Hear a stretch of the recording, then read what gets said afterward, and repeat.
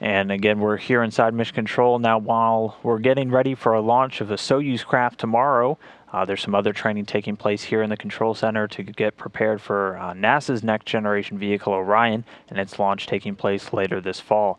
Joining me again is Flight Director Mike Serafin, who's going to be overseeing the team for that EFT-1, Exploration Flight Test 1 launch later this year.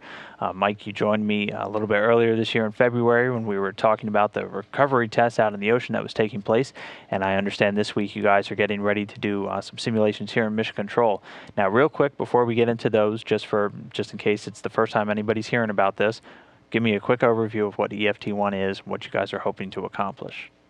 Right. So good morning, and thanks for having me, Dan.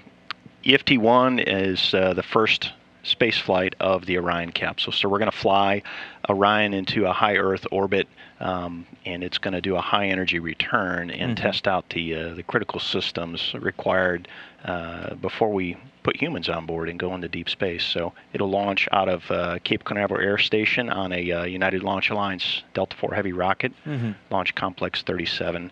And it'll do 2 orbits around the Earth, and the launch vehicle will boost it into a low Earth orbit, the first orbit, on a due east inclination. And it'll fly from the Kennedy Space Center around the Earth once at about 100 to 380 nautical mile orbit. And then on the second orbit, the upper stage on the Delta rocket will boost it even higher, and it'll go into what we call a high Earth orbit, and it'll exceed over 3,000 nautical miles. What that'll do on the high end of the orbit is set up a high energy return to test the heat shield, and it'll put 85% of the energy into that capsule that it'll return from deep space or a return from the moon on. So it'll test out the heat shield and all the critical functions on Orion and make sure that it's ready to go before we put humans on it later on. And this is a much very, very different reentry than we've been used to seeing over the last 20, 30, 40 years. Yeah, absolutely. It basically is returning back to the Apollo era trajectories where we, in the 60s and 70s, we sent humans beyond Earth orbit and captured it into lunar gravity. We're going to do that same thing for downstream flights for Orion, but we're going to basically mimic and set up the initial conditions using the Delta launch vehicle on the upper stage and really test the capabilities of the spacecraft. Okay, so again, really different test than what we've done in decades, so really important to train for it, obviously, and you guys are going to be doing some of that this week. So tell me a little bit about what these simulations are going to be this week, who's getting involved from the flight control team, what are you guys going to be doing? Right, so I'll be here in Mission Control with my flight control team. It's a blended team of NASA and Lockheed folks, and we'll be just down the hall in the blue flight control room. It's where the International Space Station operations were conducted before it moved to the present-day room, Ficker 1, that you see with us on TV today. And my team will be working with a team out at the Kennedy Space Center in the Test and Launch Control Center, which is used to power up the spacecraft. Shane Roski and his Lockheed team will configure the Orion spacecraft and get it ready for launch, and then at liftoff we'll take over in Mission Control. There'll also be a team of managers located on the Cape Canaveral Air Force Station side of the house, located in a facility called Hangar AE. That mission management team, along with an engineering team, also at the Kennedy Space Center in the operations and checkout facility, will all work together as one big team, the Orion team, and basically make sure that the spacecraft is ready to come home and that we're ready to handle any scenario.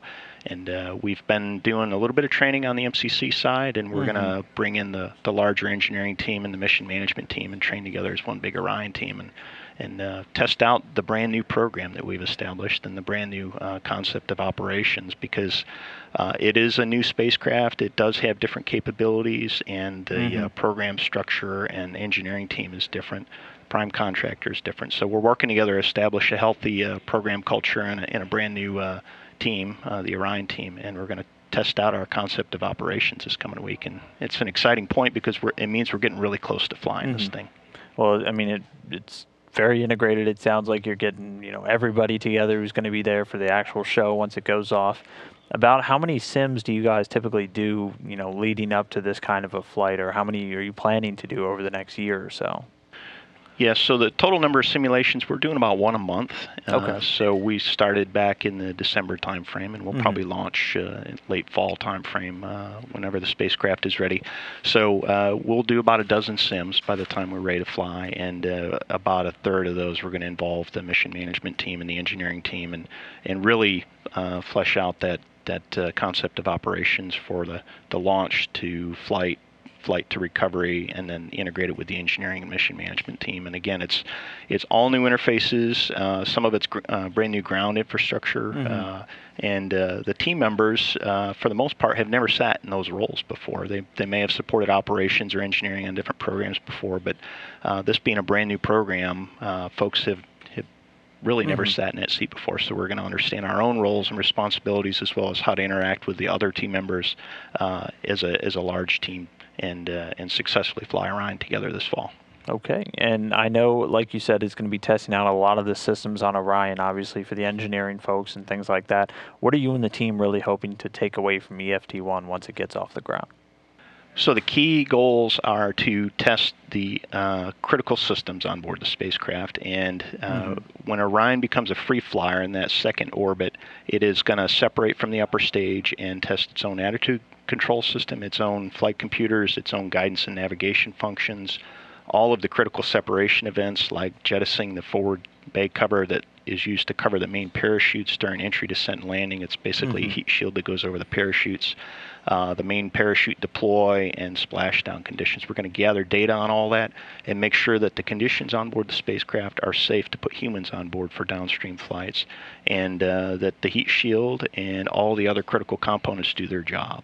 And if we learn that there's a little less margin in the system than we would like, we're going to find that out in an unmanned flight test configuration, and then we'll be able to basically ensure that human spaceflight later on is safe and successful.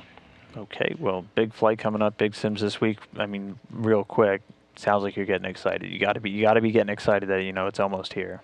Yeah, my team's ready, and we're going to do a great job this week.